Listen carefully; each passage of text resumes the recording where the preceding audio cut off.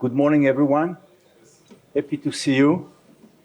We have an exciting day, and I'm honored to invite Major General Professor Yitzhak Ben Israel. He's our conference chairman of the Cyber Week, and also the director of Blavatnik ICRC at Tel Aviv University. Please.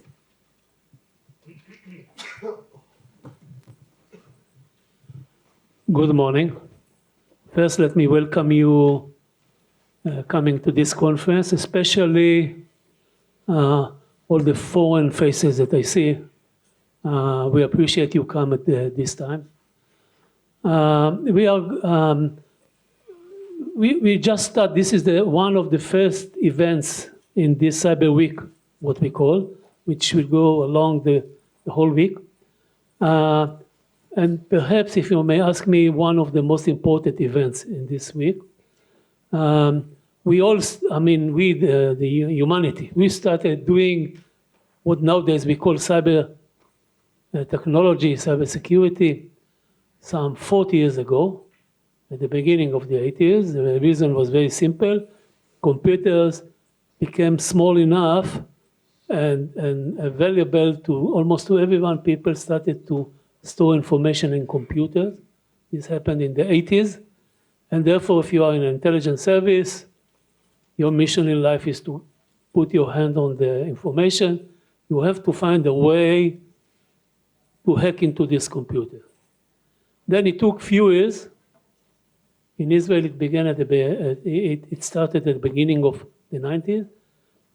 That people realize, one, we know how to hack into computers, we can use it also as a weapon, because many times computers are controllers of some physical systems.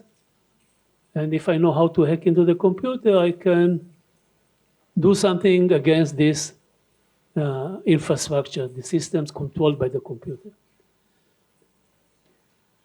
And computers continued shrinking all the time. Now we have a very strong one. Each of us have a very strong computer in his pocket. When I joined the Air Force many years ago, the Israeli Air Force had the fastest computer in Israel, which was 10 million times slower than this one. Okay? The one I carry in my pocket. And this created the what we call social networks. And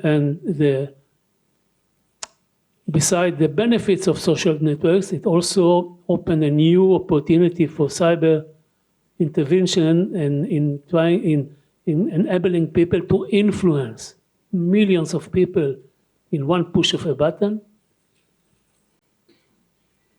To be honest, we in Israel, I'm speaking now about Israel, we were one of the first to start to other areas which I mentioned before.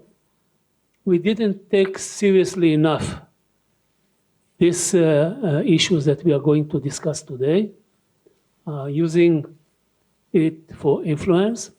We thought, many of you know Israelis, no one would be able to change the opinion of Israeli normal people by sending them some message or fake message or something like this.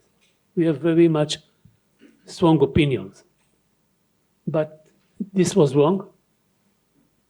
People may use influence campaigns not in order to influence us, but as we found in the last 2.5 years of war, people may use it against ignorant communities all over the world in order to change their mind and at the end of the day, act against Israel. And therefore, we realized we did a mistake some 2 years ago. Some of us realized it before, but it became a common wisdom. And that's why I think this is one of the most important topics we are going to have in this conference. Thank you very much for coming. Let me mention you that in parallel to this session event, We have some other, today I think more 10 or something like this events. You can see it if you have the barcode and at the site and the plan, and you are invited to all of them. I mean, and I hope to see you again next year. Thanks. Bye.